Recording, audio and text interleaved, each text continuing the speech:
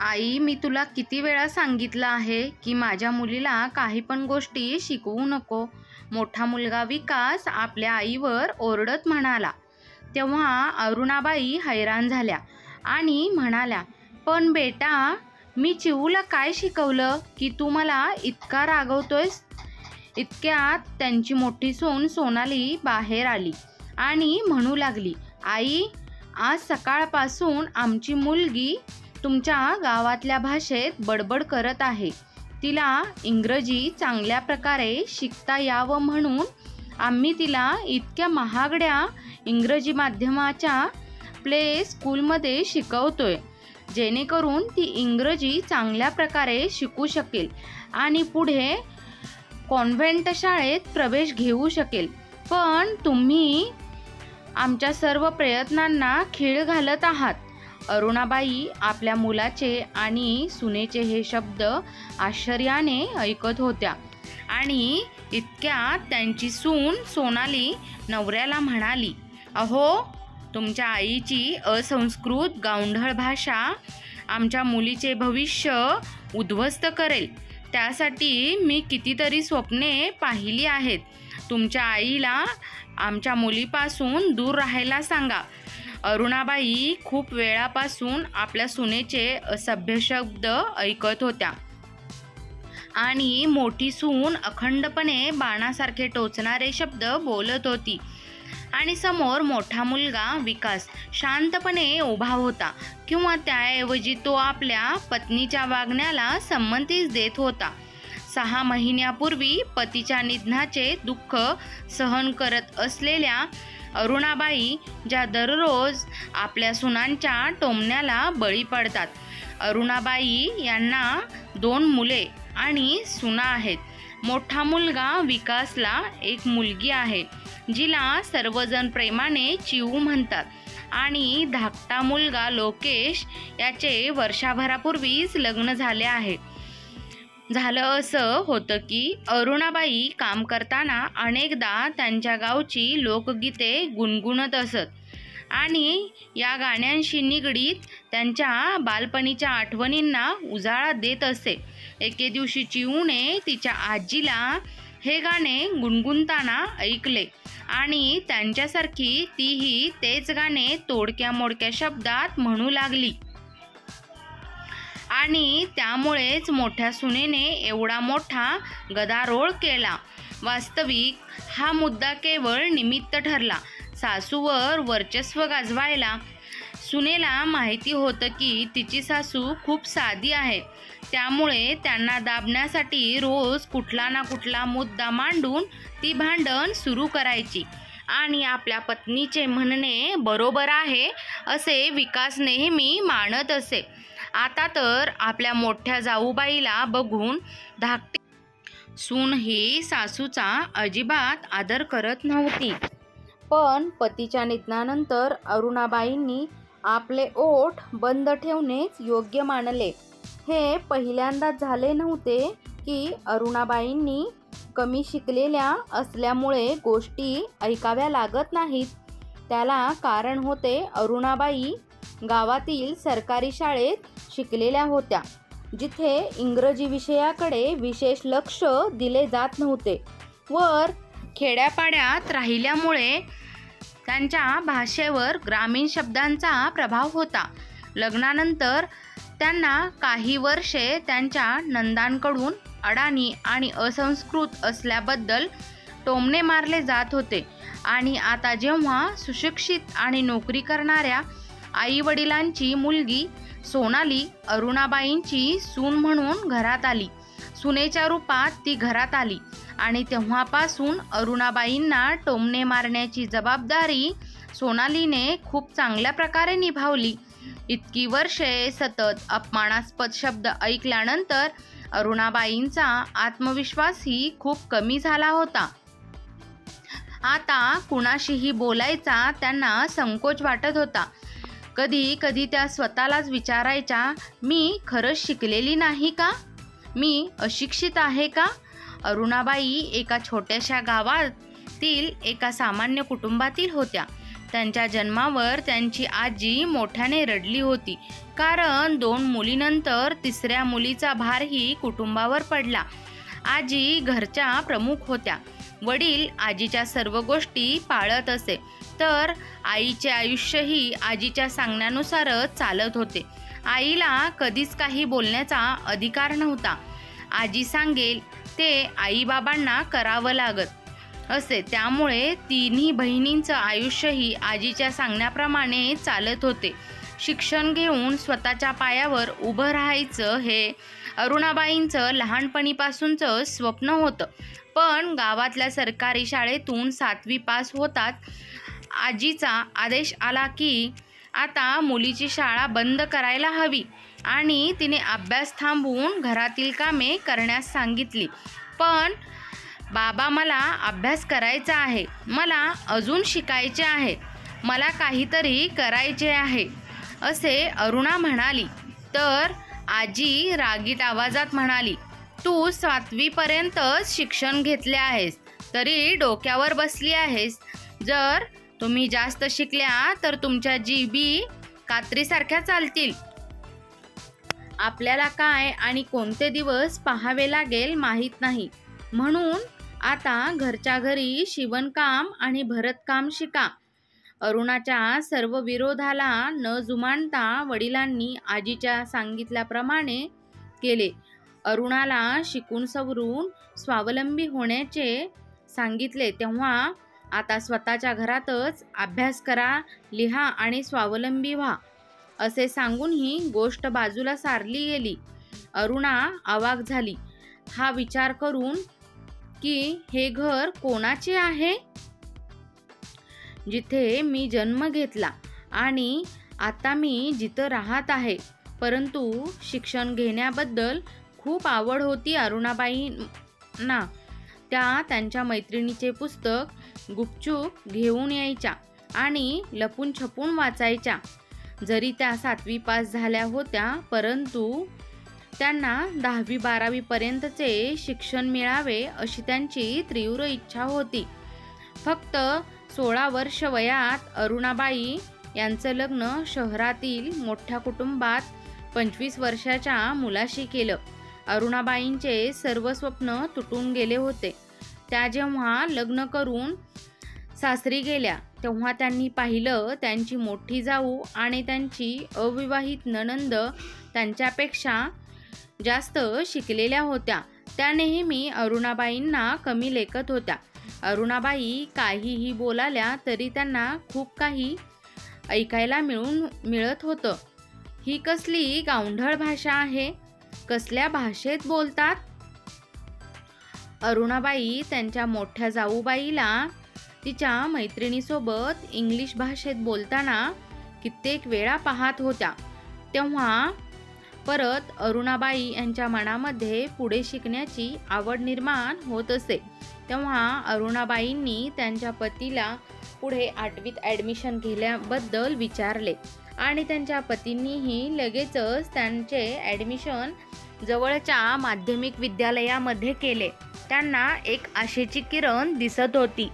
त्यांना वाटत होते आता माझेही प्रत्येक स्वप्न पूर्ण होणार. त्या देवाचे खूप आभार मानत होत्या की देवा, तू मला समजून घेणारा नवरा दिला. अरुणाबाईचे पती वामनराव अरुणाबाईपेक्षा 9-10 वर्षांनी मोठे होते, पण ते अरुणाबाईंची खूप काळजी घेत. त्यांना काय हवं नको याच्यावर त्यांचं विशेष लक्ष असायचं. वामनराव चांगले शिकलेले म्हणून ते संध्याकाळी कामावरून आल्यानंतर अरुणाबाईंना शिकवत होते, त्यांचा अभ्यास घेत होते. अरुणाबाईंना कधीकधी शाळेत जाणे शक्य होत नव्हते, म्हणून वामनराव घरीच त्यांचा अभ्यास घ्यायचे. त्यांना हवे ते पुस्तक वह्या आणून द्यायचे. बघता बघता 8वीचा रिझल्ट लागला आणि अरुणाबाई चांगल्या मार्कांनी पास देखील झाल्या. अरुणाबाईंना खूप आनंद झाला होता. खूप मन लावून घरातील कामासोबतच अभ्यासही करत होत्या आणि त्यांना त्यांच्या नवऱ्याचा खूप मोठा सपोर्ट होता.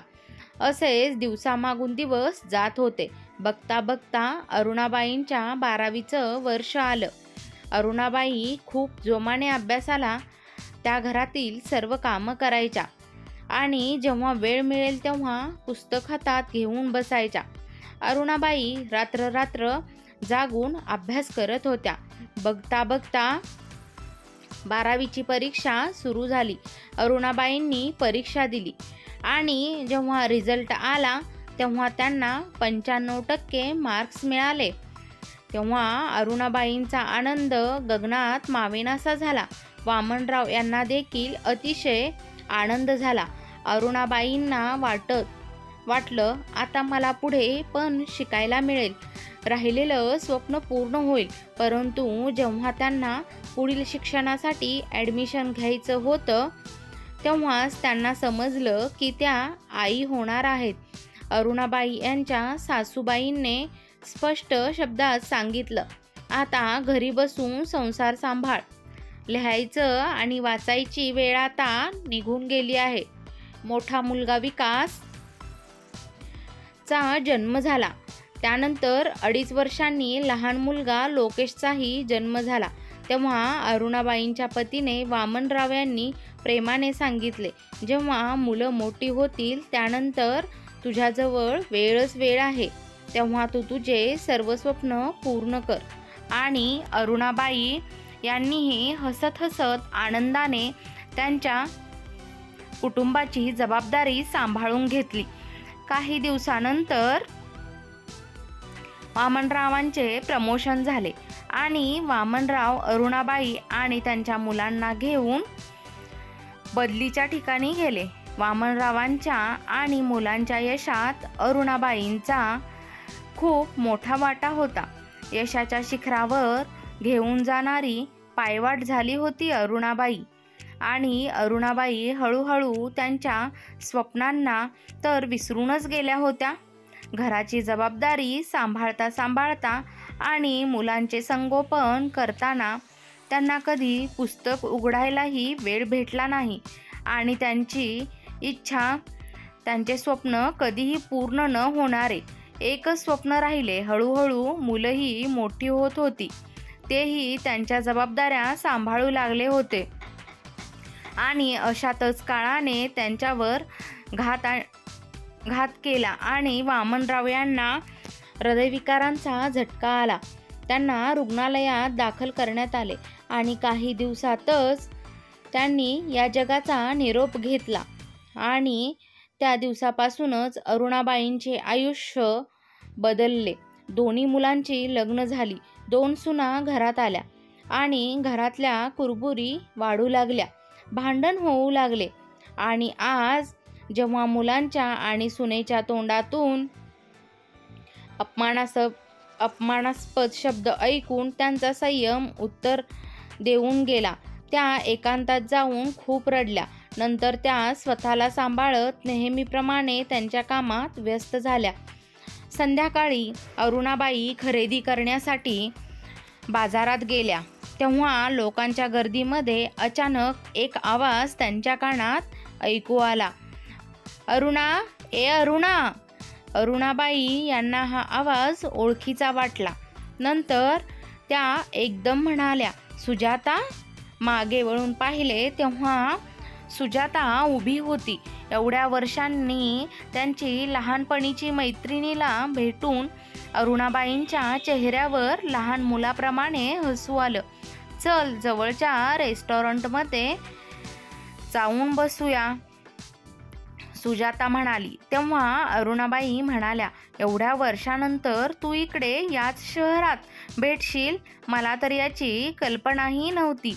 तेव्हा सुजाता म्हणाली, अरुणा, माझी इकडे मुलींच्या कॉलेजमध्ये प्राध्यापक म्हणून पोस्टिंग झाली आहे, त्यामुळे माझ्या पतीने सुद्धा इकडे ट्रान्सफर करून घेतली आहे आणि मुलं पण माझे आता सेटल झाले आहेत. दोघं पण आता चांगली नोकरी करत आहेत. अरुणा, तू सांग, तू आजकाल काय करत आहेस? खूप मोठी मोठी स्वप्न होती ग तुझी. कुठे नोकरी करत आहेस का तू? तुझा स्वतःचा बिझनेस आहे का? सुजाताचा प्रश्न ऐकून अरुणाबाई एकदम शांत झाल्या. चेहऱ्यावर चिंतेचे हावभाव दिसत होते आणि विचार करत होत्या, काय स्वप्न पण होते का माझे? नंतर आठवलं की हो, स्वप्न तर खूप मोठी मोठी होती माझ्या डोळ्यात.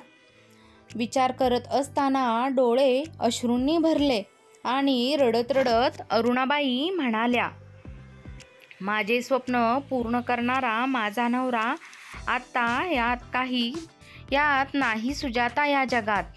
1 वर्षापूर्वी ते मला एकटीला सोडून या जगाचा निरोप घेऊन निघून गेले.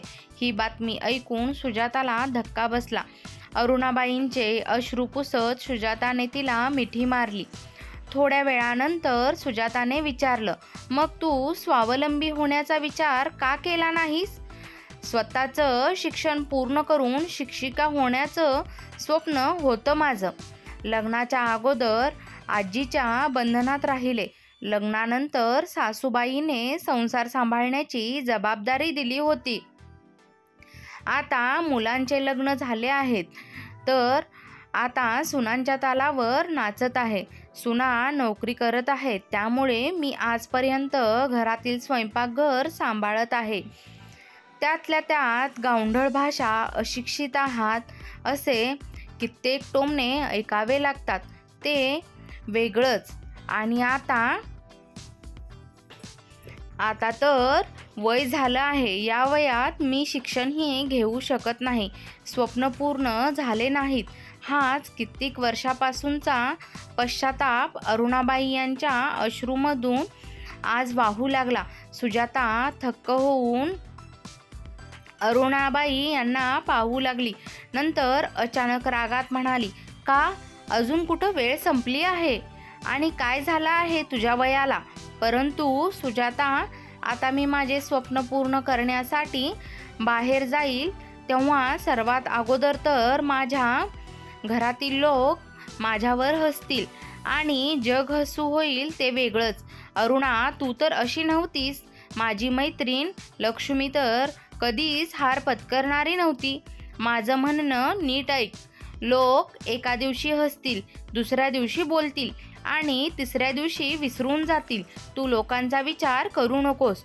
तू ते कर जे तुझ्या मनात आहे, ज्याने तुझ्या मनाला आनंद भेटतो. ही गोष्ट नेहमी लक्षात ठेव.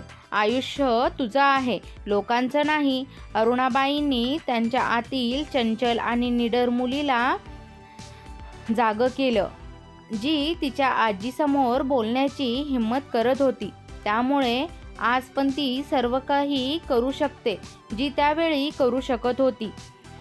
होऊ शकतं पहिल्या प्रयत्नात यश नाही भेटणार, परंतु तू हिंमत धर.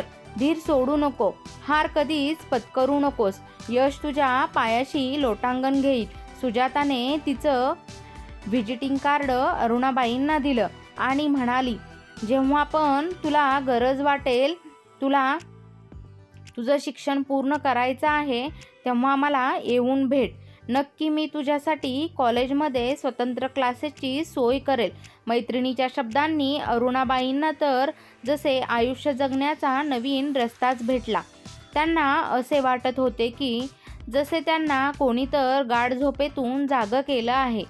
त्या जशा घराच्या दिशेने जात होत्या, तशा त्यांच्या मनात त्यांचं अस्तित्व निर्माण करण्यासाठी उत्साह वाढत जात होता. हीच वेळ आहे स्वतःच्या स्वप्नांना पंख लावायचे. विचार करत असताना अरुणाबाई यांनी घराचा दरवाजा उघडला. समोर पाहिले.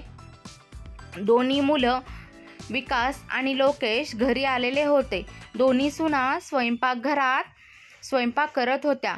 शॉपिंग बॅग एका बाजूला ठेवत अरुणाबाईंनी त्याच वेळी बोलण्याचा विचार केला आणि जाऊन सर्वांसमोर बसल्या. दोन्ही सुना पण बाहेर आल्या. बरं झालं तुम्ही सर्वजण इकडेच बसलेले आहात. मला तुमच्याशी काही बोलायचं आहे, अरुणाबाई म्हणाल्या. दोन्ही मुलं अरुणाबाईंचे बोलणे ऐकून गोंधळली आणि म्हणाले, काय झालं आई? काय बोलायचं आहे? लहानपणापासून एक स्वप्न होतं माझं, परंतु तुमच्या जबाबदाऱ्या उचलताना माझे स्वप्न पूर्ण करायला वेळच मिळाला नाही. परंतु आता मला वाटत आहे की आता ते स्वप्न पूर्ण करण्याची वेळ आली आहे, अरुणाबाई म्हणाल्या. तेव्हा विकास म्हणाला, आई स्पष्ट शब्दात सांग, काय म्हणायचं आहे तुला? अरुणाबाई म्हणाल्या, मला पुढे शिक्षण घेण्याची इच्छा आहे. अरुणाबाईंनी त्यांचं म्हणणं त्याच्या मुलांना आणि सुनांना सांगितलं. तेव्हा सर्व लोक चकित झाले. देवाच्या मंदिरात जाणे आणि भजन कीर्तन करण्याच्या वयात हे काय हट्ट करत आहेस?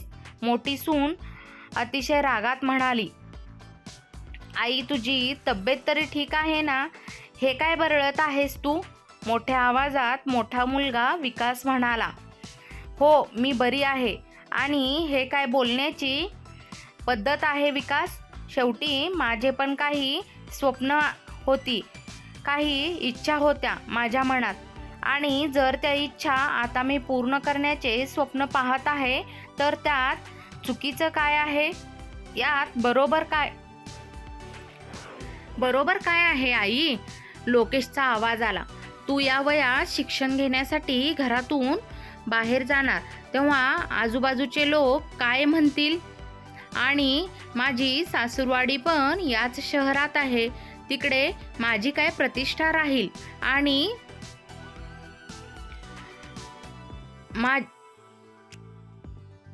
माझे मित्र तर माझ्यावर हसतील, माझी चेष्टा मस्करी करतील. लहान सून तरी कुठं गप्प बसणारी होती, तीही टोमणे मारत म्हणाली, आई आता 1 वर्षापूर्वी बाबांचे निधन झाले आहे आणि तुम्हाला हे काय सुचत आहे? आणि जर तुम्हाला असे काही कृत्य करायचे असेल तर कुठे दुसरीकडे जाऊन करा. या घरात हे सर्व नाही चालणार. मुलं आणि सुना त्यांचा निर्णय सांगून त्यांच्या रूममध्ये निघून गेले. अरुणाबाई तिथे स्तब्ध उभ्या राहिल्या, परंतु यावेळी त्यांच्या हट्टी मनाने मुलं आणि सुनांचे म्हणणे मान्य करण्यासाठी नकार दिला. त्यांना आता जाणवलं होतं, जर यावेळी त्या दाबल्या गेल्या तर आयुष्यभर पश्चाताप करावा लागेल. स्वतःच्या लहान लहान इच्छा त्या पूर्ण करू शकल्या नाहीत. दुसऱ्या दिवशी सकाळपर्यंत अरुणाबाईंनी विचार केला. त्यांना त्यांचे स्वप्न पूर्ण करायचे आहे. जेव्हा सर्वजण तयार होऊन आपापल्या कामावर निघून गेले तेव्हा अरुणाबाईसुद्धा कॉलेजला जाण्यासाठी निघाल्या. कॉलेजमध्ये पोहोचल्या तेव्हा प्रिन्सिपल ऑफिसच्या बाहेर नेमप्लेटवर मोठ्या अक्षरात लिहिलेलं होतं, डॉक्टर सुजाता धर्माधिकारी. मनातल्या मनात विचार करत होत्या, किती अभिमान वाटत असेल सुजाताला स्वतःवरती. तेवढ्यात गार्ड येऊन म्हणाला, कोणाला भेटायचे आहे का तुम्हाला? प्रिन्सिपलला भेटायचे आहे, अरुणाबाई यांनी सांगितलं. तेव्हा गार्ड येत त्यांना ऑफिसमध्ये घेऊन गेला. अरुणाबाई यांना त्यांच्या स्वप्नाकडे पाऊल पुढे टाकताना पाहून सुजाताला अतिशय आनंद झाला.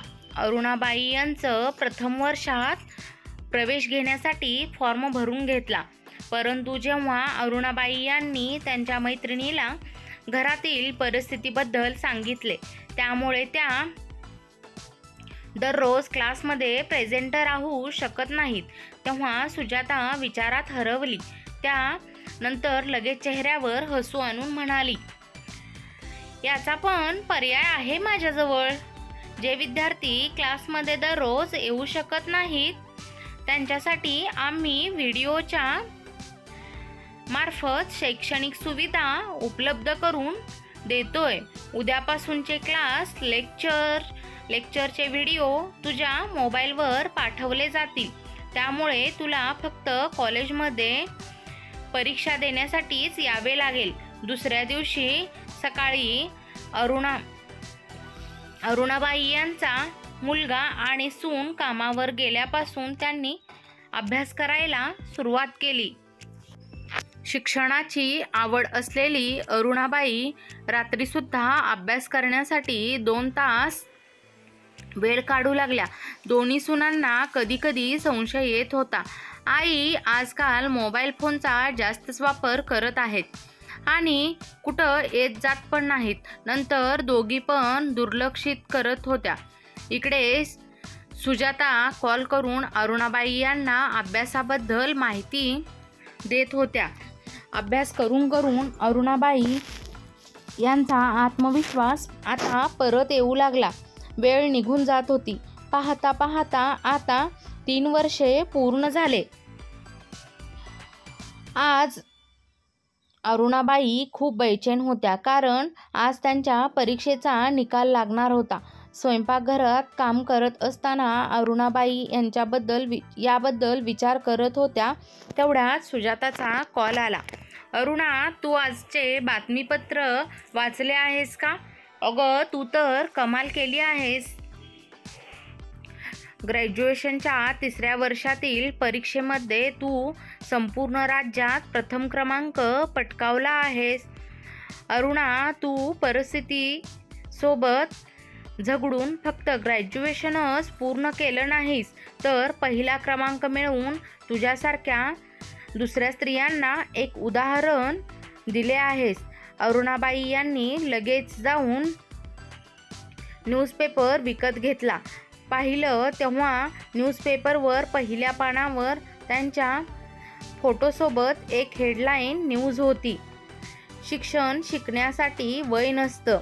तुम्हाला हवं असेल त्या वयात तुम्ही शिक्षणाकडे परतू शकतात.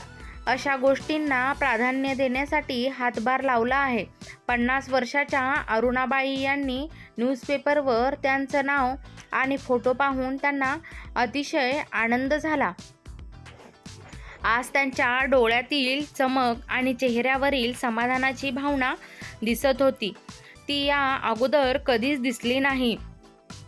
अरुणाबाई मनातल्या मनात विचार करत होत्या.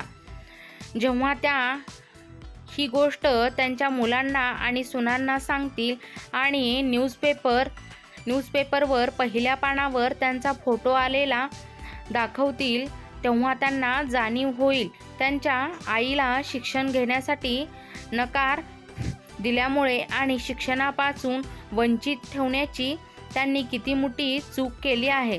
आज माझी मुलं माझ्यामुळे त्यांची मान ताठ करून फिरतील. विचार करत असताना त्यांना खूप उत्साही झाल्या होत्या. त्यांना आता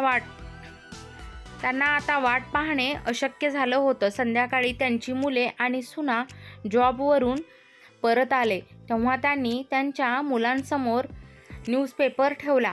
मोठा मुलगा विकास न्यूजपेपर पाहून चकित झाला आणि राग त्याच्या डोळ्यात स्पष्ट दिसत होता. आई, तुला हे सर्व करून काय सिद्ध करायचं आहे? आम्ही अगोदर पण तुला हीच गोष्ट समजावून सांगितली होती. ही सर्व नौटंकी करायची होती तर दुसरीकडे जाऊन कर. न्यूजपेपर पाहून मोठी सून म्हणाली. अरेच्चा, तरी मी विचार करत होते, एवढ्या दिवसांपासून आई मोबाईल फोनवर काय करत आहेत, तर हे चाळे करत होत्या मोबाईलवर. सूनबाई, थोडं आवाक्यात राहून बोल. ही कोणती पद्धत आहे माझ्याशी बोलायची? अरुणाबाई यांनी विरोध केला. मोठ्या सूनबाई, जोपर्यंत मी शिक्षण घ्यायला चालू केलं नव्हतं तोपर्यंत तू मला गावंढळ म्हणत होतीस आणि दिवसभर तू मला यासाठी टोमणे मारत होतीस. आता मी शिक्षण क्षेत्रात नाव कमवत आहे तर तुला त्याची लाज वाटत आहे का? माझे शिक्षण घेणे तुला चाळे आणि वाईट कृत्य वाटत आहे. तुम्ही सर्वजण नोकरी करण्यासाठी निघून जातात, त्यानंतर मी घरातील सर्व कामं करून माझा अभ्यास करत होते. माझं हे स्वप्न तर मला अगोदरच पूर्ण करायला हवं होतं, परंतु माझ्या मुलांसाठी मी माझ्या स्वप्नांना विसरून गेले. नंतर अरुणाबाई यांच्या मुलाकडे पाहून म्हणाल्या, तुम्हा दोघांच्या यशात मी माझं यश पाहिलं होतं. जेव्हा तुम्ही शाळेत असताना वर्गातून प्रथम क्रमांक मिळवून यायचे तेव्हा मला वाटत होतं की मी जिंकले आहे. परंतु या गोष्टीची जाणीव मला आज झाली. किती चुकीची होते मी. माझ्या मुलांसाठी माझी स्वप्न विसरले होते. अश्रूने भरलेल्या डोळ्यांनी अरुणाबाई बोलत होत्या. परंतु आता बस झालं. आता यापुढे मी BEdचे शिक्षण पूर्ण करणार. मी आता थांबणार नाही. एवढ्या बोलण्यावर लहान मुलगा लोकेश चिडला आणि म्हणाला, आई, जर तुला हे सर्व करायचे आहे तर तू आत्ताच्या आत्ता दुसरीकडे जाऊन राहा. हे तमाशा आता आम्हाला सहन होणार नाही. दुसऱ्याच दिवशी सकाळी न्यूज रिपोर्टर अरुणाबाईंच्या इंटरव्ह्यू घेण्यासाठी घरी पोहोचले आणि अरुणाबाई यांना प्रश्न विचारत होते. रिपोर्टरने प्रश्न विचारला, तुम्ही यापुढे काय करायचे ठरवले आहे? तेव्हा अरुणाबाई म्हणाल्या, मी पुढे BEdचे शिक्षण पूर्ण करणार आहे आणि त्यासोबत माझं कोचिंग क्लासेसचे इन्स्टिट्यूट चालू करणार आहे. रविवार होता. लहान मुलगा आणि मोठा मुलगा आणि सुना सर्वजण घरीच होते. त्यांच्या आईला इंटरव्ह्यू देताना पाहून त्यांच्या मनात खूप राग येत होता. परंतु न्यूज रिपोर्टर समोर काहीही बोलू शकले नाहीत. जेव्हा न्यूज रिपोर्टर गेले तेव्हा ते त्यांच्या आईवर ओरडत म्हणाले, आई, हे तमाशा किती दिवस चालणार आहे?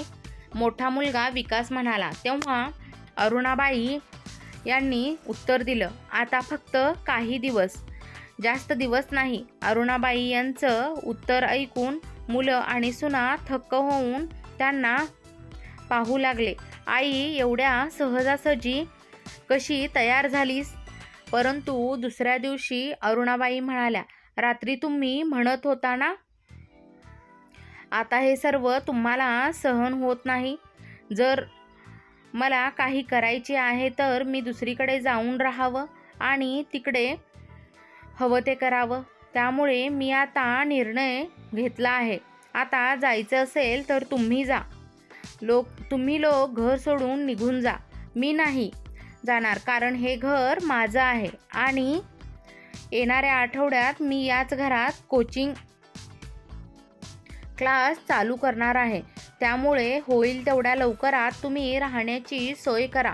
अरुणाबाई यांच्या मुलांच्या डोळ्यात पाहून अरुणाबाईंचं बोलणं ऐकून मुलं आणि सुना भावनिक झाले. ते चकित झाले. त्यांच्या आईला एवढा आत्मविश्वास एकाकी कुठून आला?